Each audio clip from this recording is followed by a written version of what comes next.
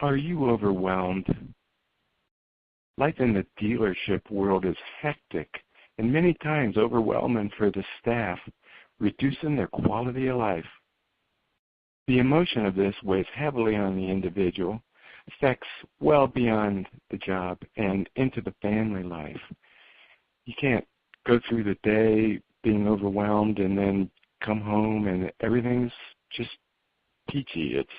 It's not like that. And I could say that this isn't only the dealership life, it's pretty much everybody's life. But obviously our focus is the dealership. Let's look at some ways to deal with this feeling, this emotion, and make an impact for everyone.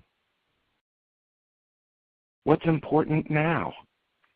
It's human nature to allow your thoughts to pile up on top of another instead of focusing on one issue at a time. Feeling overwhelmed is a result of allowing yourself to pile on situation after situation, problem after problem, every concern that's going on in your life, and then you feel overwhelmed. Overcoming this feeling, first, we must understand what's important now. When you've listed the things that are important, it's easier to focus in on them. Put the most important things at the top of your list. The success of accomplishing one task at a time with total focus on the most important first will immediately reduce the feeling of being overwhelmed. You'll start focusing on, wow, I got something accomplished. When you're feeling that way, the stress of it, things don't get accomplished. Make it a discipline in your life. Understand the importance this holds in improving the quality of life we all desire. No one wants to go through life feeling overwhelmed. So first, what's important now? Second, stop distractions. Several weeks ago, we had a newsletter and conference call based on what kind of distractions come into our life. I'm not going to go all through that call again, but distractions are another reason many people get overwhelmed and accomplish very little as they tackle their day-to-day life. Might be you're the person that everybody goes to with a problem, and you want to please everybody, of course, and be the solution for them. Unfortunately, always being the answer for these people is a negative for them as well, because they'll never be able to perform at a top level without outside input. I love that story about if you give someone fish, you'll feed them for the day. If you teach them how to fish, they'll have fish for their whole life. That's the concept we need to have here. Everyone's going to need help from time to time. It's not like I'm suggesting that you ignore them or say, I can't be distracted right now. I'm working on something of my own. Everyone will need help from time to time. But when they grow to rely on it is the concern.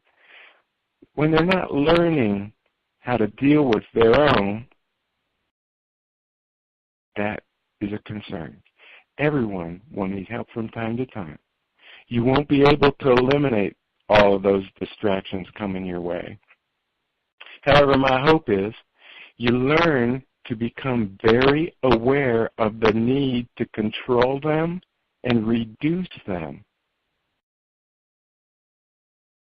Another thing about feeling overwhelmed, overcoming that emotion of being overwhelmed, always learn and train. We need to make it a daily habit to be seeking ways to improve our performance in your function, in your job, with training. This can be with process improvement as well as motivational materials that encourage us. The key is to always have an open mind to implement new ways of doing business. Seek out an expert in your field. Study their material closely. It isn't that you can accept everything they do or say, but always be looking for something to improve. Motivational material also needs to be a daily practice as well, as we get enough negativity in life anyway. I listen to a lot of material personally, such as Zig Ziglar, John Maxwell, Norman Vincent Peale, as a few examples. And if you haven't heard Les Brown, I think Les Brown is a fascinating individual. Les, quite a story of coming up from nothing with the attitude that when life knocks you down on your back, that's okay, because you're looking up. I suggest YouTube's got some real nice videos on Les Brown. Just a wonderful motivational speaker. Look up examples like Les. Always be seeking for material. Zig Ziglar, fortunately, no longer with us on the earth, but what a legacy of material. What a legacy of encouragement. Are you making it a daily event to seek out things like that? Are you looking for ways to learn every day? You know, when you're feeling overwhelmed, you might instantly believe, I don't have the time for that. I'm overwhelmed. Now you're wanting to throw more stuff at me.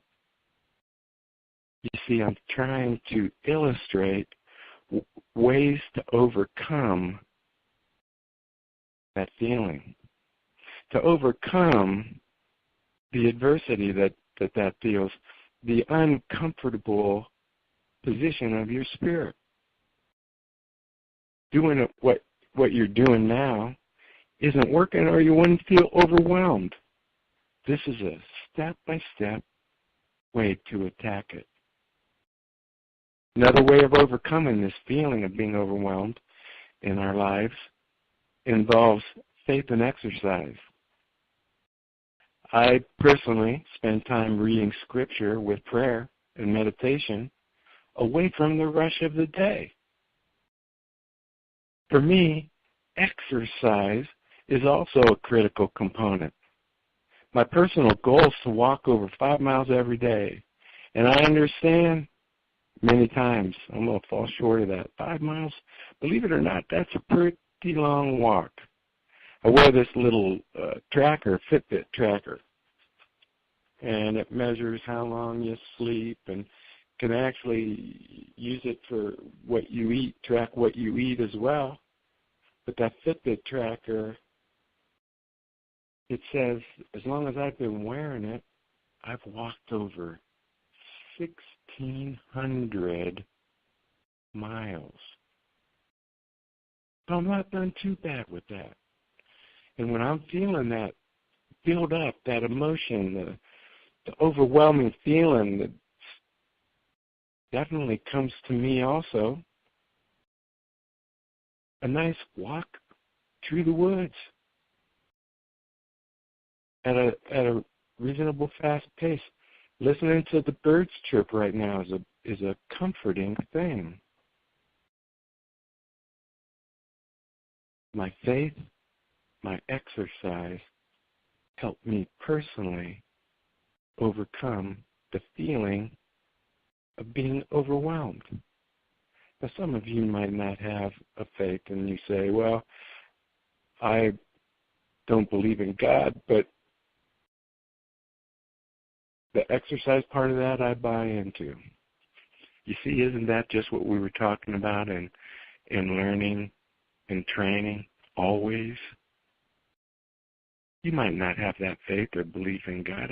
I do. It might not be that you take that part of it It might not be that you believe, man, I can't stop distractions. I can't write down anything what's important now. I will say this to you. Every item in this call, every item will remove that feeling of being overwhelmed. And if you want to remove it from your life, here's a good guide for you. You might ask yourself, I hope you do. Wonder why Rob does these information marketing, writes these every week, puts these calls out over, I don't know, many countries now. I don't even know how many. Listen to this call. Why do I do it? Because I care. If you want to open up a conversation about your dealership, how we can work together to help improve your service, parts, or body shop, all of the above. You want to talk about how to deal with your feelings of being overwhelmed in your dealership.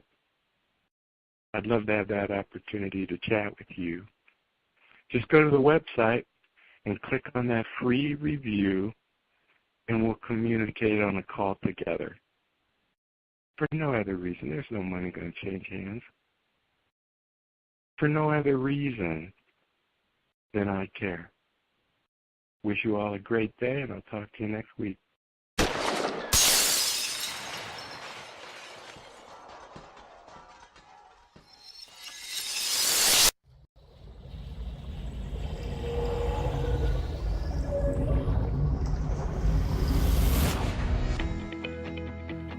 We're going to talk about processes that can bring in additional hundreds of thousands of dollars into your dealership. But I want to explain right away, that's not why we do it. We do it because it's the right way to do business. The money follows that. It's the customer's expectation when they bring a vehicle into your dealership that you're going to look the vehicle over and tell them what it needs to be at peak performance. It's our obligation to inform them and educate them every time, every car. The shocking truth is that the staffs at most dealerships don't even recommend or look for what the customer's needs are. One time I was walking through the shop and I was underneath a vehicle where they were doing a brake job repair. And I noticed that the brake lines were so corroded they were unsafe. So I challenged the technician and I asked them, did the customer decline the brake lines? And I was shocked with his answer. He said that he didn't like that type of work, so he never even recommended it. This is not the way to care for a customer. This is not a way to meet our obligation. Can you imagine if that customer's going down the road, has a panic stop on a brake, and the brake lines failed? What would the responsibility be for your dealership to have never even recommended that?